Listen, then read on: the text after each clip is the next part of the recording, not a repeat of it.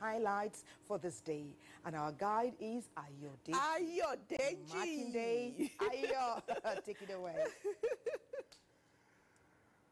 All right, thanks so much and welcome to the morning news. President Bola Tinubu celebrates, fondly rejoices with his wife, First Lady Oluremi Tinubu, on her 65th birthday.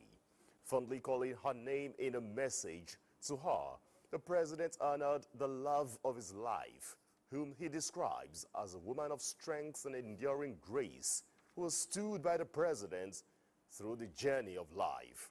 Thanking God for the First Lady's health and unwavering love, the president prays that the years ahead be filled with joy, peace, and the fulfillment she so richly deserves.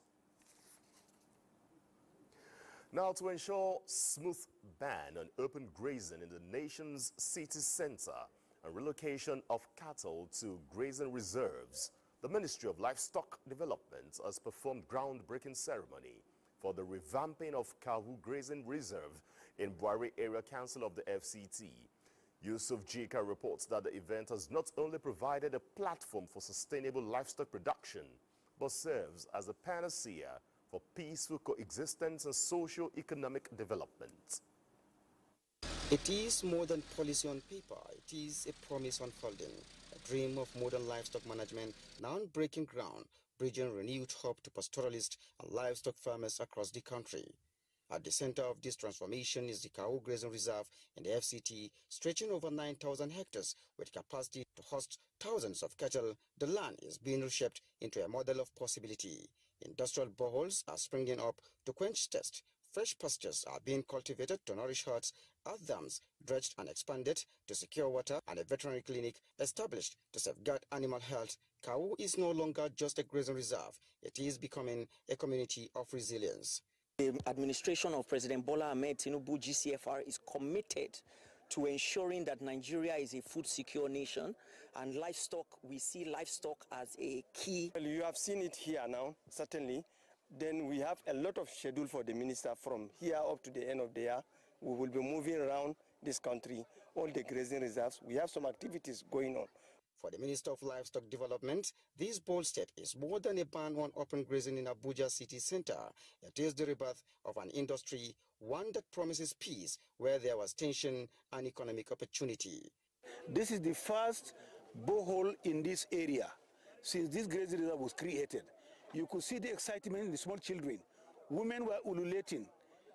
Elders were shaking their heads in amazement that this is happening in their lifetime. It's a clear indication that the Nigerian pastoralist has accepted Mr. President. From policy documents to the fields, the Ministry of Livestock Development is leaving nothing behind at ensuring this grazing reserve and other tree in the FCT are provided with the necessary amenities that can accommodate pastoralists and other livestock farmers for improved productivity and also put an end to open grazing that is usually associated with farmer-herder clashes. In Kawu Grazing Reserve, Buari Area Council FCT, Yusuf Jika, NTN News. To a bit of security matters, in commemoration of the International Day of Peace, the Defense Headquarters Abuja is reaffirming military's commitments to not only combat emerging threats, but also restoring hope to communities dislodged by conflicts. Defense correspondent Ismail Musa reports that this was the message while at the Durumi internally displaced persons camp in Abuja to share relief materials and comfort families. 21st September is globally celebrated as International Peace Day, a charter of the United Nations. The International Peace Day is dedicated to promoting peace, harmony, and understanding among nations and communities. It is also a reminder of the importance of peace in communities and encourages collective responsibility towards a world free from conflict, violence, and fear.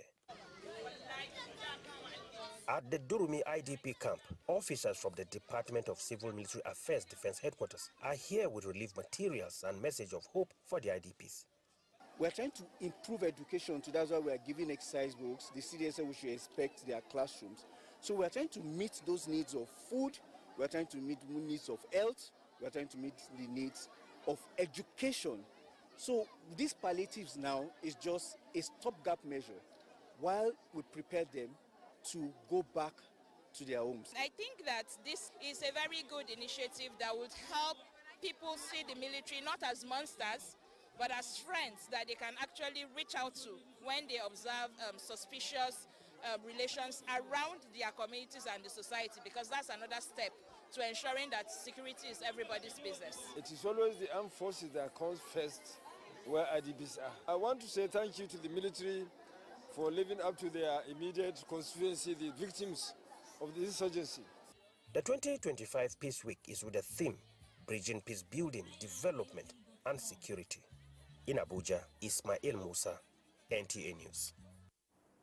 And now to sports, where Nigeria's leading financial institution, Zenith Bank, says it is prepared to give all it takes for female basketball to attain the peak in all categories. These were the corporate assurances at the 2025 Women Basketball League. Gift George reports that Dolphins Club are champions of this year's tournament. 8 clubs featured at the Nigerian Basketball Federation Women's National League Finals, sponsored by Zenith Bank, which ended Saturday evening at the Indo Sports Hall of the National Stadium, Lagos, after 1 week of thrilling action. Zenith Bank has been the sole sponsor of the Women's Basketball League for the past 18 years, in collaboration with the Nigerian Basketball Federation.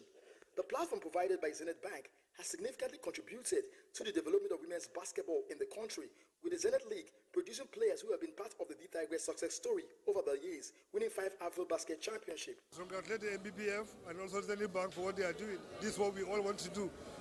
We say we should go back to grassroots and start from the bottom up. And this is quite brilliant.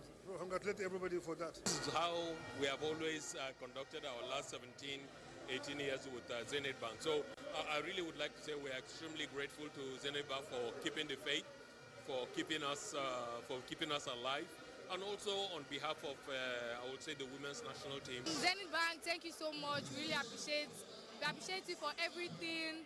I mean, this year's Premier League is one of the best. The 4th place match, former champions MFM beat Royal Aces 74-6 to get the bronze medal. I want to say a very big thank you to Zenith Bank for this great opportunity, for allowing the girl child to play basketball, to keep us busy at this time. Zenith Bank recently rewarded the D-Tigress with the sum of 200 million naira for winning the Afro Basket title for the 5th time, assuring that it remains committed to advancing women's basketball in Nigeria. The D-Tigress in America, we also actually gave it to them, for them to give their scouts.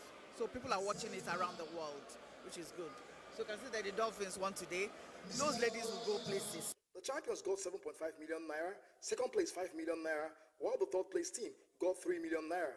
In Lagos, Gift George, NTA News.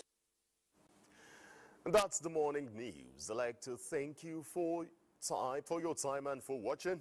I'm Ayodeji Makinde. Weekend deal continues after we ease up this moment. Stay tuned.